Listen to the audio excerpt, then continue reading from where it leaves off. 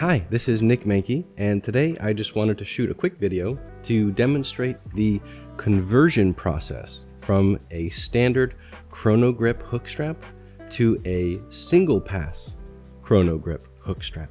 Before doing so, you should know that this is a permanent alteration which cannot be undone, so do so with caution.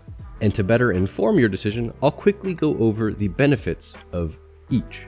First, we have the regular Chrono-Grip configuration, which allows for a completely open case back and lots of room for adjustment. And as you can see, the way this comes together is like a standard hook strap.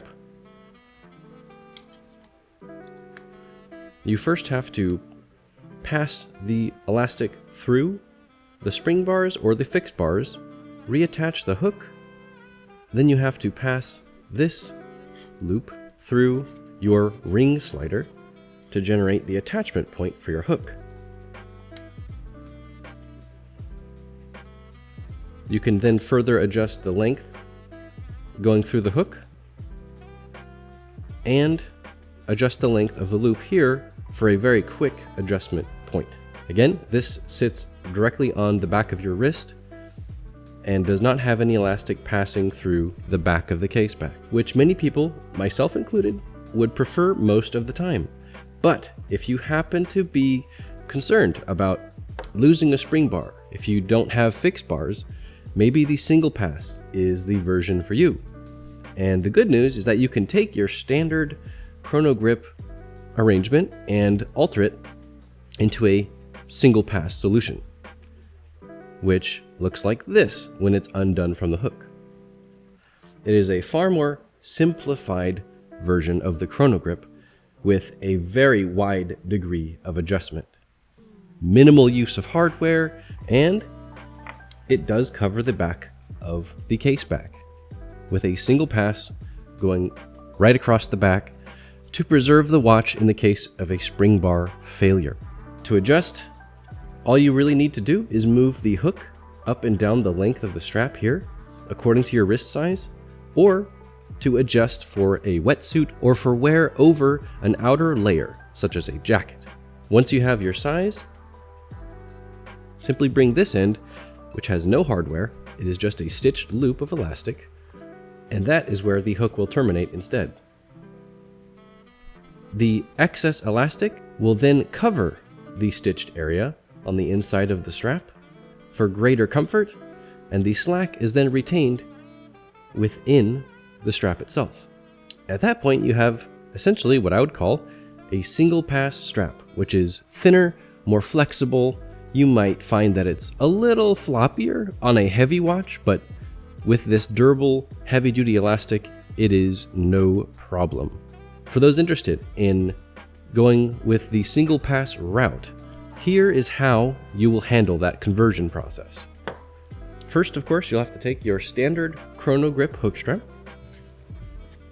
undo any wrapping, unfold it. Once your strap is unraveled, you'll notice that there are in fact two pieces of hardware. One ring slider on this side with the stitched loop of elastic, and then a floating hook on this side.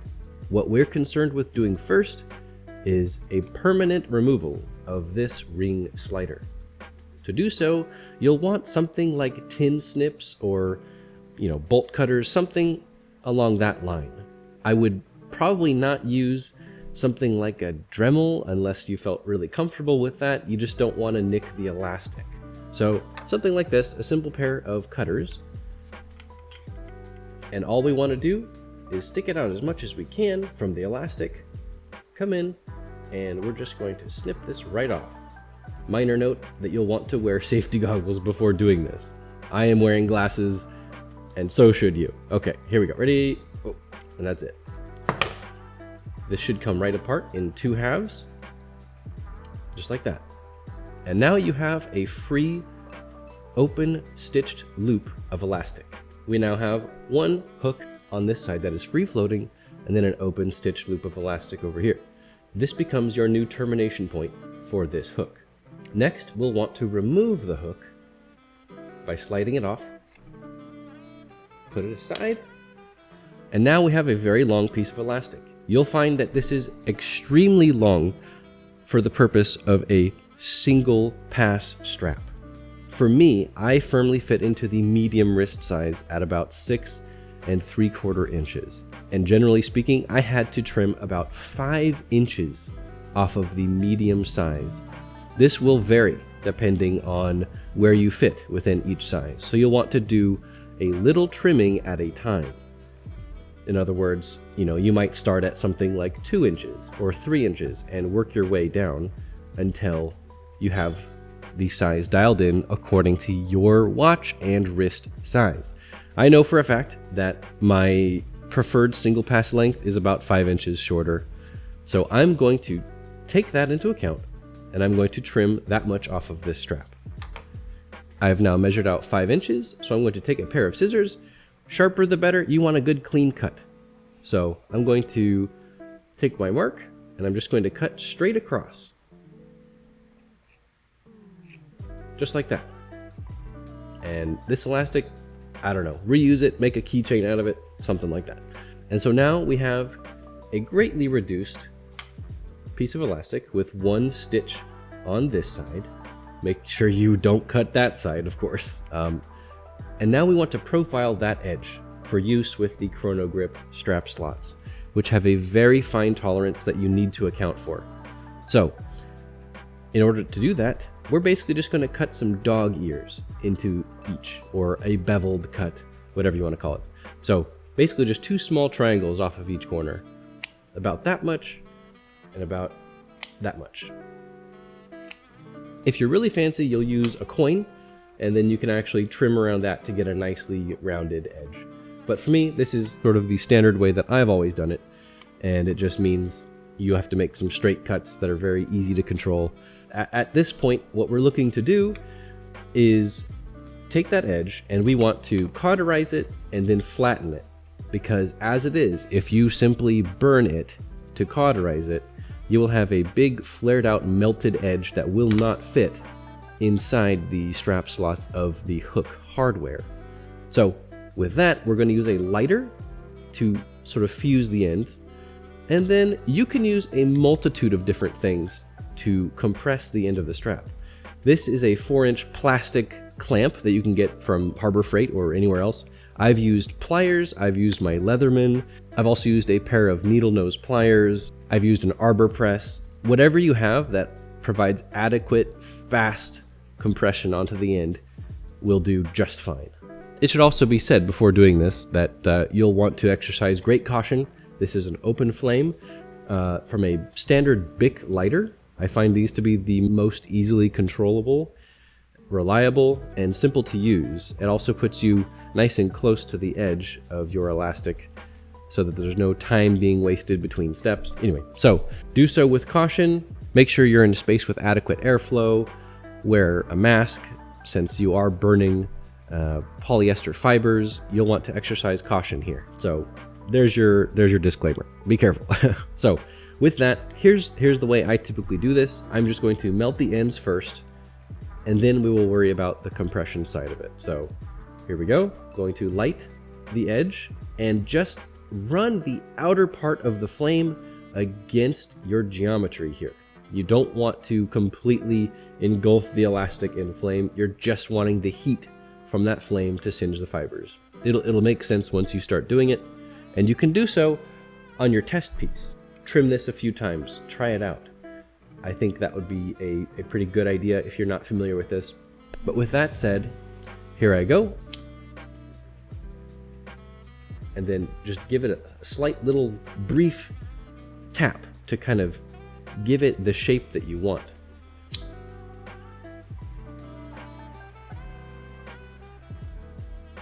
So that looks pretty good. That means that my edges are now pretty much sealed, and what we want to do at this point is compress it so that we have a tip that can be inserted cleanly into those strap slots. So this next step requires some agility between the flame and your preferred method of compression. For me, I'm just going to use this clamp, and I've got it sort of pre-adjusted with a space so that I can just slide it over and then press this trigger to compress it. And what I'm going to do as far as my What I'm aiming for in this clamp is to put the tip kind of right in the middle, not way out here. Our goal is this edge, not the whole end of the elastic, but the edge. So I want to put as much pressure onto the very edge that I can. So here we go. I'm going to get this as warm as I can and move quickly to the clamp. Here we go.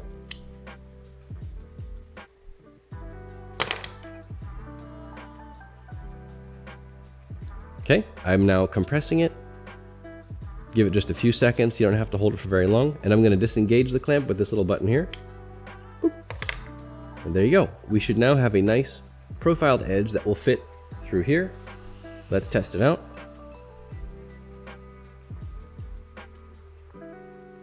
Very nice. That worked out quite well. If yours doesn't go through easily, try again. At this point, you're not going to really mess anything up. You're just going to heat it up again, compress the edge again, and try and fit it through the strap slots. You just want a nice, clean entry. And with that, we've now completely converted our strap into a single pass arrangement. To install this, if it's not obvious enough, we're simply just going to pass this through our watch. Starting at the 6 o'clock side, we're going to pass this through the spring bars or fixed lugs, whatever you've got. It's only a single layer of elastic now, so very easy to do. And then up through the 12 o'clock, all the way through. And now we're simply going to reinstall our hook. Instead of going through the top slot first, we're actually going to come up through the bottom slot. Okay.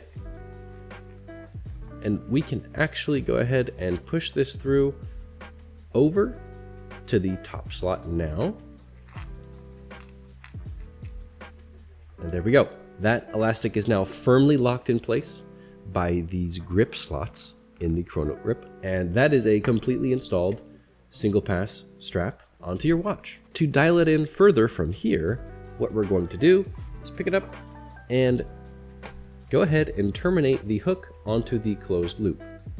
And from here, the excess elastic is going to come up and cover the stitched area of the strap with the tag sewn into it. And what you're going to see right now is that that excess actually hits the back side of the watch. So what I'm going to do is, if this adjustment point is where you're most comfortable, then all you really have to do to alleviate this slack issue is rotate it around the watch spring bars like this. There we go. And I've now adjusted the hook piece to sit on the 12 o'clock side of my wrist and leaves the rest of this open, and the slack is well managed now underneath the strap. At this point, you would actually just slide it over your wrist. No need to undo the hook. And with that, once you've got the hook placed along the length of the strap and you've got the excess tucked away wherever you want it to be, you now have a single pass Chrono-Grip pretty much ready for anything. One pro tip in terms of adjusting the elastic inside the strap slots: this is a very tight fit, and to get it to move is quite difficult unless you happen to know the technique that allows this to unlock and adjust far more freely. And to do that, it's very simple. You simply want to pinch both sides of the elastic, hold the hardware, and you kind of want to wiggle it through. I'm pushing up, left, and right to kind of free up this piece here, enough to where I can pinch it with my fingers. And then I can pull the hardware back, and we now have a lot of room to work. You can draw from this side or this side to move the hardware up and down the length of the elastic as you need it to. And once you have it dialed in, you just pull it all the way back until it cinches inside those teeth, and it's not going anywhere. And with that, I hope you found this video useful, insightful, helpful, and further displays the overall versatility brought about by this new Chrono-Grip Hook hardware. So thank you for watching. Let me know if you have any questions, comments, concerns, and I will catch you in the next one.